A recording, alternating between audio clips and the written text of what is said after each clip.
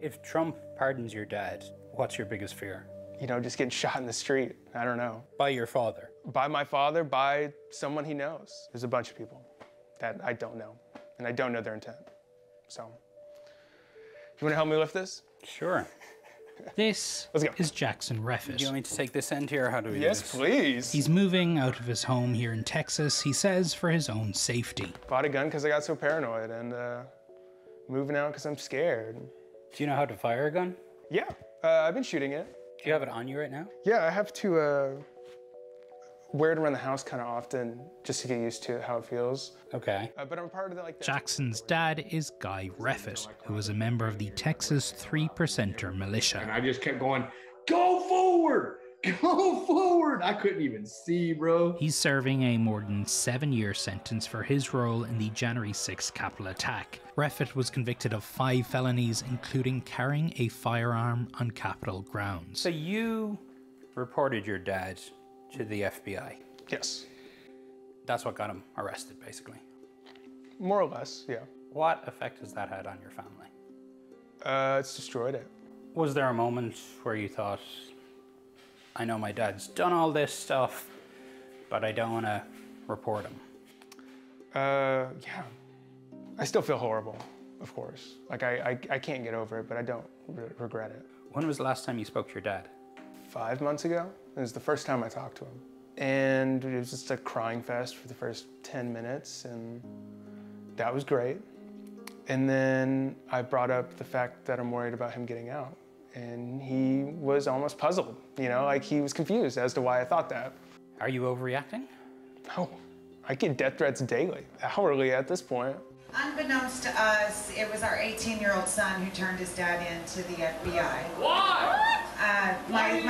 My son is a declared Democratic Socialist. Jackson's mom, Nicole, has become one of the most prominent people campaigning for the release of people serving time for January 6th. We lift up each and every one of our J6ers, Father. You've been coming here for hundreds of nights. Almost 900. Why? You know, after I saw what happened to my husband, I could not sit on my hands at home anymore. Christopher Alberts. Nicole left Terry Texas Allen, and moved to Washington, David D.C., Ariondo, where she takes part in a nightly Bell, vigil held here outside the city's jail. Marcus Malley. Do you wish Guy didn't come here on January 6th?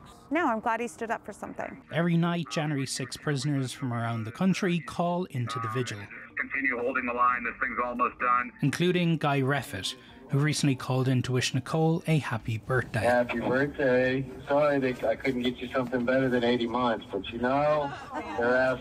Are you confident that Trump will let your husband walk free?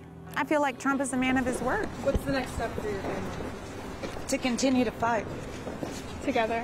Nicole is sometimes joined in D.C. by her 2 daughters, Jackson's sisters, who've been caught in the middle of a divided family. Is not shown to my father. We have nothing against Jackson. Jackson's my brother. I love him. I love him no more than I love my father. I love my father. I love my family. From the beginning, the girls and I have received hundreds of mailed death threats. I'm not talking about online things. I'm talking about rape to my daughters, death to my husband, death to me. You don't think Jackson has to be afraid of his dad? No. Yeah. I think that's been put on the record several times. So why is Jackson still afraid? I just think that it's the same thing where people think this red hat on my head is scary and dangerous. It's that same mentality. Jackson comes from a lot of love, and there's a lot of love left to be given. Justice for all. I mean, I love my mom, of course. I love her. Do you love your dad? Of course I love my dad. I love my dad, but I can't feel safe around him.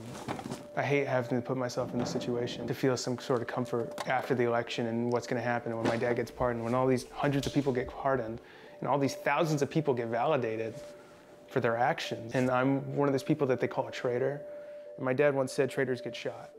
So that's been ringing in my head for years and years and years. In a message from prison, Guy Reffitt said that Jackson has never had anything to worry about from me, and he will never have anything to worry about from me ever. If your dad's watching this, what's your message to him? That I love him and that I hope he gets better. And I hope I get better too. I hope I grow out of this paranoia right now and that I really thought what I did was right. I thought I did what I did to protect him and my family and the people around him and the people he could have hurt. Let's talk about January 6th. I am interested in your kind of reflections on where we've come to. You know, we've been playing images from that day in 2021 and talking about it through the morning. Obviously now Donald Trump's election set to be certified. He'll then stand on the Capitol steps and be inaugurated on January 20th. When you think about that arc of history, what goes through your mind, and how do you think we ended up here? Well, I'll tell you what goes through my mind is 2000, the 2000 election with George W. Bush and Al Gore, when an election was decided by less than 1,000 votes, 450 something votes, and we had a peaceful transfer of power then. When I mean, imagine if an election today were really down to that number of votes. And so people like Al Gore and others, you know, upheld the Constitution. And we saw, you know, so I'm really struck by the notion that Kamala Harris will be, you know, serving in that position that Mike Pence did, and upheld the Constitution.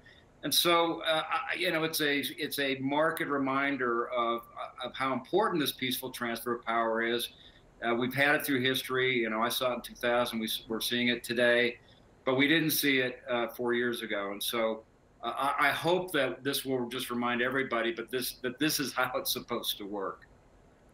One of the things we've heard, Mark, from Donald Trump is that he plans to pardon some of the people who were at the Capitol that day. Let's listen to what he said about this in December. Take a look.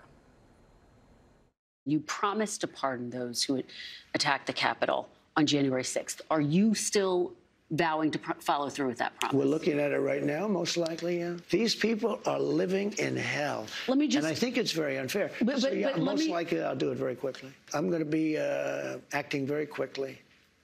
Within your first 100 days, first day? First day. First day, he says. Mark, what do you think the politics of this are for him? I mean, there are a range of offenses, right, that people were charged with and convicted of or pled guilty to, from violence to trespassing. If Donald Trump goes through with this, is he going to pay a political price? Will Republicans pay a political price? Listen, I think he's going to try a hybrid. The politics are fraught both ways. I mean, his base, you know, believes him when he said that he's going to do the pardon, so he's got to make good on that promise. On the other hand, it's only going to drag up those violent images of people attacking police, Casey. And so I think what's going to happen is he's going to find the lesser offenders, pardon those people, and the people who, you know, where there was clear evidence of attacking or assaulting officers at the Capitol would be a whole different story, I believe. Yeah. Mark, the other, of course, aspect of this is those who then went on to investigate what happened that day, the January 6th committee. Trump has also talked about what he wants to do there, what those people deserve. Let's watch what he said about that. Everybody on that committee, for what they did, yeah. Honestly, they should go to jail. I think everybody, anybody that voted in favor. Are you going to direct your FBI director and your attorney general to send them to jail? No, not at all. I think that they'll have to look at that. So what about this particular piece of it? If he moves forward with some of the things he suggested that he wants to, what does that mean for the country? And what is the political impact? Two different things, I would say. Yeah, well, this is, Casey, this is where I don't think he'll be able to resist his impulse. He wants to punish his opponents and his enemies, including and especially people like Liz Cheney.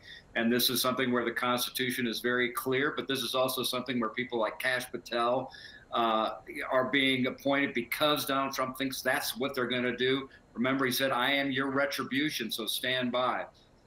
But so that's what I expect to see happen on that front.